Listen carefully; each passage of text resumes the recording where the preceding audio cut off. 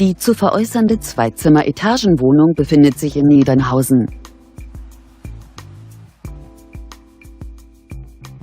1985 wurde das Mehrfamilienhaus erbaut. Das Objekt verfügt über einen Balkon, eine Einbauküche sowie einen Parkplatz.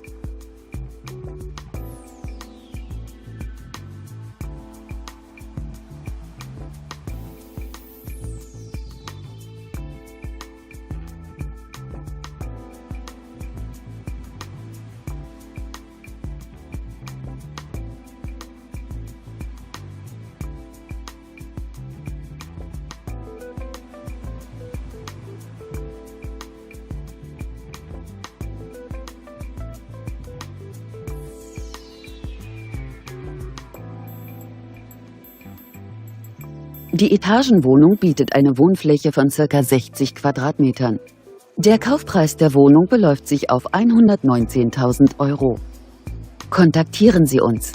Für die Vereinbarung eines Besichtigungstermins stehen wir Ihnen gerne zur Verfügung.